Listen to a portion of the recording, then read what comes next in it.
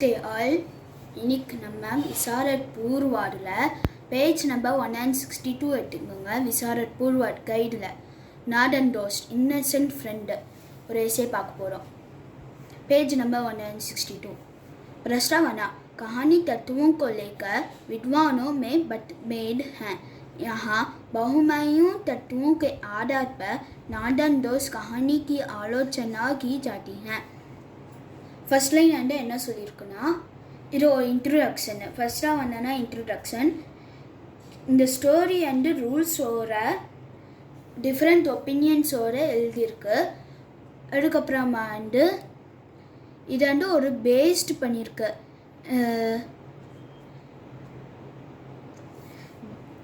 நாடன் dose Innocent ஃப்ரெண்டுலாம் இருக்கணும்னு. அதுக்கப்புறம் இந்த கதையை கிரிட்டிசைஸும் பண்ணியிருக்கு. आलोचना क्रिटिसाइज लेखक परिचय राइटर इंट्रोडक्शन नादन दोस्त इनसेंट फ्रेंड नाम कहानी मुंशी प्रेमचंद की कहानी है.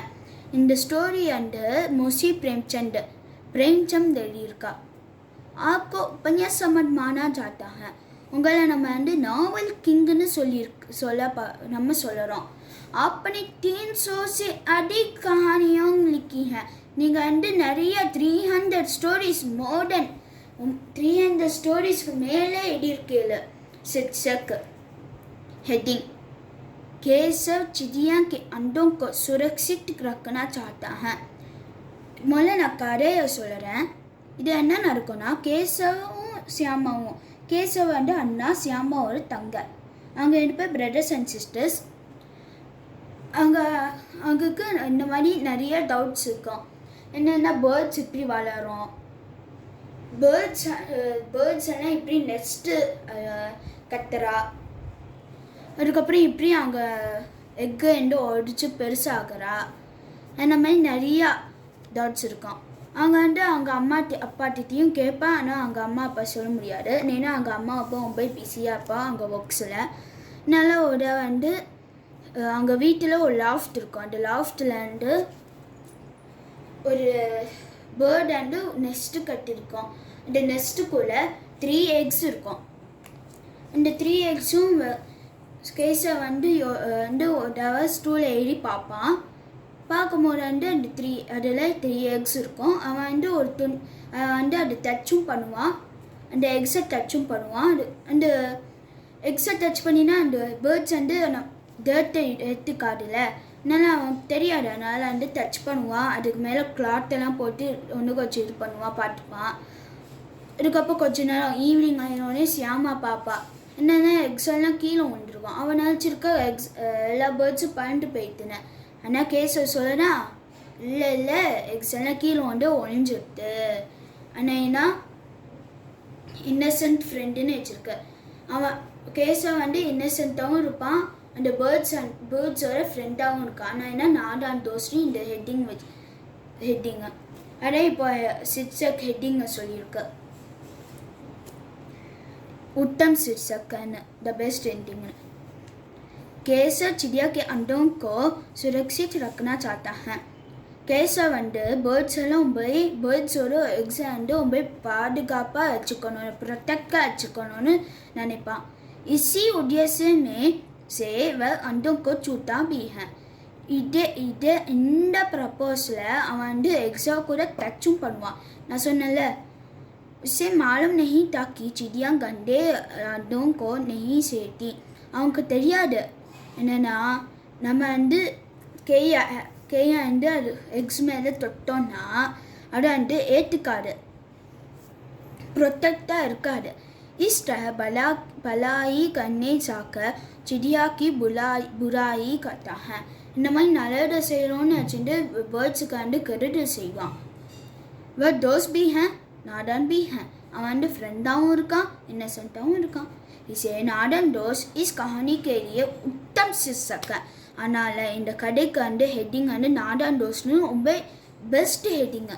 இப்போ கஹானி கா சாரன்சன். நான் இப்போ என்ன கதை சொன்னனோ அதே தான் இப்போ ஹிந்தியில் டிரான்ஸ்லேட் ஆகும். பார்க்கலாம். कहानी का सारांश.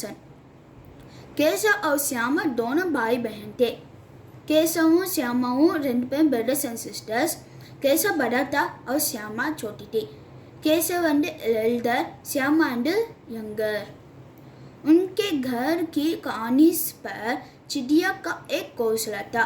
அங்கே வீட்டில் லாஃப்டில் ஒரு நெஸ்ட் இருந்தது. பேர்ட்ஸோட நெஸ்ட்.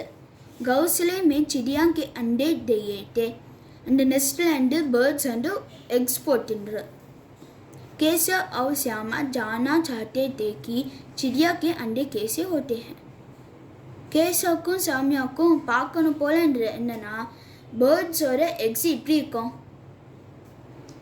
और अंडों से बच्चे किस तरह निकलते हैं. அதே மாதிரி எக்கு வந்து இப்படி பேர்ட்ஸ் வந்து வெளியில் வருதுன்னு அந்த மாதிரி நிறைய क्वेश्चंस இருக்கும். इस तरह सौकर्य प्रसन्न उन बच्चों के दिल में उतरते हैं. அந்த மாதிரி இன்ஃபினிட்டி அந்த மாதிரி நிறையா क्वेश्चंस அங்கே दिल மைண்டில் இருக்கும். मगर इन प्रश्नों का उत्तर देने वाला कोई नहीं था. ஆனால் இந்த क्वेश्चंஸ்க்கு வந்து ஆன்சர் தராங்க வந்து யாருமே இல்லை. उनके पिताजी पढ़ते लिखते थे और माताजी घर के कामों में व्यवस्थित थी. அங்கே அப்பா வந்து ஃபாதர் வந்து படித்து எழுதிட்டுண்டா. அங்கே அம்மா வந்து எப்போவுமே வீட்டு பார்த்துக்கணுன்னு பிஸியாக இருந்தா. केशव और श्यामा ने चिड़िया के अंडों को सुरक्षित रखना चाहा. கேசவும் சாமியாவும் பேர்ட்ஸோட எக்ஸ் வந்து நல்லா ப்ரொடெக்டாக இருக்கணும்னு நினச்சிப்பா. दोपहर की उनकी माँ सो रही थी. आफ्टरनून அவங்க அம்மா தூங்கிட்டு இருந்தா. केशव स्टूल पर चढ़कर घोंसले तक पहुँचे. கேசவ் வந்து ஸ்டூல் மேலே ஏறி நெஸ்ட்டை பார்க்கறதுக்காக மேலே ஏறி பார்த்தான். घोंसले में 3 अंडे थे. Nestlé 3 eggs Inder. केशव ने कपड़े का एक टुकड़ा घोंसले में बिछाया. अब अंडों को उन पर रख दिया. இங்கே வந்து டுக்கடான்னு எழுதியிருக்கு. அது ஃபெலிங் மிஸ்டேக்கு. டூ அடிச்சுட்டு டூன்னு எழுதிக்கோங்க. கேசவ் வந்து அவன் ட்ரெஸ்ஸோட துக்கடா ஒரு பீஸ் எடுத்துட்டு அந்த எக்ஸு கீழே ஸ்ப்ரெட் பண்ணிடுவான், வச்சுட்டுருவான். 4 बजे श्यामा ने देखा थी कि अंडे नीचे गिर पड़े हैं. 4 மணிலேருந்து श्यामा வந்து பார்க்குறா. என்னன்னா எக்ஸ் எல்லாம் கீழே விழுந்திருக்கு. उसने विश्वास किया कि बच्चे उठ गए. அவன் வந்து பிலீவ் பண்ணினா என்னன்னா चिक्स எல்லாம் பறந்து போயிட்டு, பேர்ட்ஸ் எல்லாம் பறந்து போயிட்டு. केशव ने आकर देखा और बताया कि अंडे टूट गए हैं. केशव வந்து பார்த்துட்டு சொல்கிறான், அச்சிச்சோ எக்ஸ் எல்லாம் ஒழிஞ்சிட்டு. माँ ने बाट जानकर समझाया कि तुम लोगों ने अंडों को छुआ होगा. அங்கே அம்மாவுக்கு வந்து தெரிஞ்சுட்டு அதுக்கப்புறம் வந்து சொன்ன அங்கே வந்து அண்டர்ஸ்டாண்ட் பண்ணுறதுக்காக சொன்னேன். என்னென்னா நீங்களாம் பேர்ட்ஸோட எக்ஸை தொடக்கூடாது, டச் பண்ணக்கூடாது. छूने से अंडे गंदे हो जाते हैं. அதை டச் பண்ணினால அந்த எக்கெல்லாம் டர்ட் ஆயிரும். चिड़िया गंदे अंडों को नहीं सेती. बर्ड्स एல்லாம் डर्टी एग्स सेतकाது. केशव कई दिनों तक अपनी गलती पर पछताया रहा. केशव வந்து 9 நாளாக அவன் வந்து இது தப்பு செஞ்சாலும் அவன் ரியலைஸ் பண்ணி சேட் ஆயினான். கத்தோப்பக்கத்தன்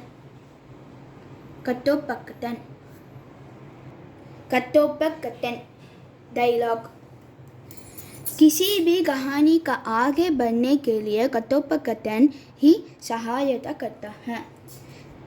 எந்த ஸ்டோரியையும் கண்டினியூ பண்ணுறதுக்காக அதுக்கு சப்போர்ட்டுக்காக ஒரு டைலாக் ஆட் பண்ண வேண்டியிருக்கு. इस कहानी में बच्चे ही ज़्यादा बोलते हैं. இந்த கதையில் வந்து चिल्ड्रंस தான் ரொம்ப நிறைய பேசுகிறா. इसलिए कथोपकथन सरल है. அதனால் டைலாக்ஸ் வந்து ஈஸியாக இருக்குது.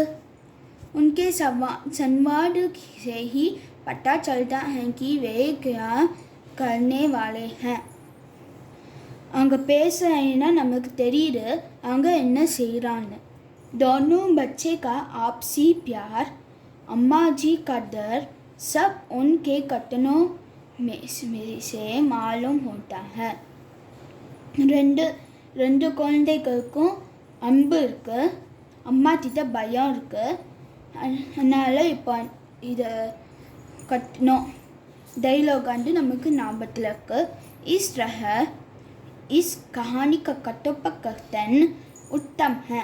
அதனால் இந்த ஸ்டோரியோட டைலாக்ஸ் பெஸ்ட் டைலாக். पात्र चित्रण कैरेक्टर्स. केशव और श्यामा दोनों इस कहानी के मुख्य पात्र हैं. केशव श्यामाவும் ரெண்டு பேருமே இந்த ஸ்டோரியை मेन कैरेक्टर्स. उनकी अम्मा और पात्र गौण पात्र हैं. அவங்க அம்மா வந்து இந்த कैरेक्टर्सல வந்து सपोर्टिंग कैरेक्टर. केशव और श्यामा अपनी अम्मा से डरती हैं. केशव और श्यामाவும் அவங்க அம்மாவை பார்த்து பயப்படுவா. अम्मा बच्चों से प्यार करती हैं मगर उनके सवालों और जवाब देने का कष्ट नहीं उठाती हैं.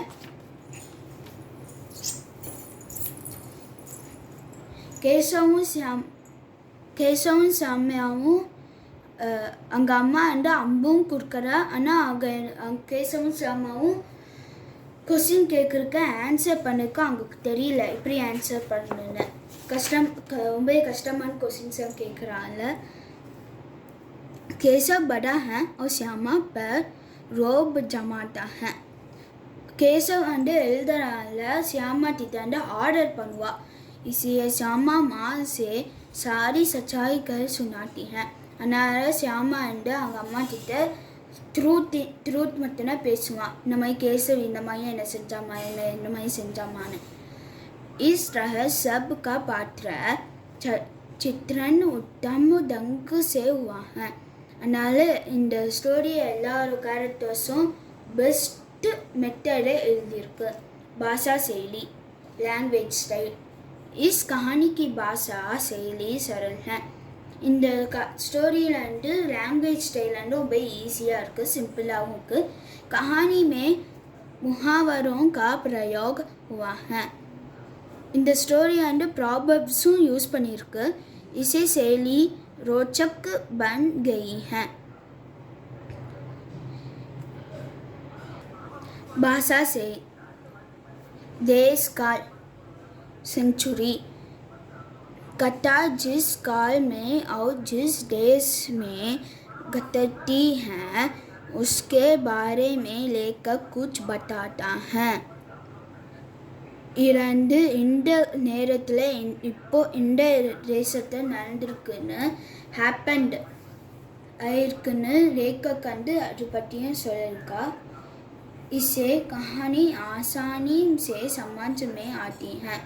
இந்த ஸ்டோரி வந்து ரொம்ப ஈஸியாக அண்டர்ஸ்டாண்ட் பண்ணியிருக்க முடியுது. इसे लेखक ने इस संबंध में अधिक नहीं कहा है. அதனால் அதுக்கப்புறம் இந்த லைனுக்கு முன்னாடி லைன் வந்து चूँकि यह कहानी सामाजिक है और किसी भी काल और देश के लिए समाय है. இந்த லைன் வேண்டாம். इसे लेखक ने इस संबंध में अधिक नहीं कहा. அதனால் இந்த ரைட்டர் வந்து இந்த ஸ்டோரியை ஒன்றும் நிறையா ஒன்றுமே சொல்லலை. उद्देश्य पर्पस ऑफ स्टोरी. बच्चे अपनी अबोधता के कारण कोई अन्यत्र कर सकते हैं. चिल्ड्रंस வந்து இன்னசென்ட்டாக இருந்தாலும் கொஞ்சம் ஒரு மிஸ்டேக் பண்ணுவா. इसे माता पिता को उनकी जिज्ञासा की पूर्ति करना ज़रूरी है. அதனால் அவங்க அப்பா அம்மாவுக்கு வந்து இந்த மாதிரி விஷயஸ்லாம் ஃபுல்ஃபில் பண்ணிருக்காக அவங்க அம்மா அப்பா வந்து பண்ணணும். यह कहानी यही साबित करती है. இந்த ஸ்டோரியில் வந்து இதான் ப்ரூவ் பண்ணியிருக்கு. उपसंहार एंडिंग. प्रेमचंद की कहानी की हर विशेषता इस कहानी में भी पाई जाती है. பிரேம்சந்த் எல்லா கஹானியும் ஒரு ஸ்பெஷாலிட்டி ஃபவுண்ட் பண்ணியிருக்கு.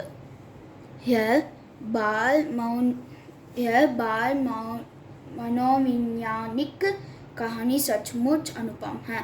இரண்டு சைல்ட் ஸ்டோரி ரொம்ப யூனிக்காகவும் இருக்குது, நல்லாவும் இருக்குது அப்படின்னு சொல்லியிருக்கு. உங்களுக்கு இந்த ஸ்டோரி பிடிச்சிருந்துன்னா சப்ஸ்கிரைப் பண்ணுங்கள், கமெண்ட் பண்ணுங்கள், லைக் பண்ணுங்க. தன்யவாத்.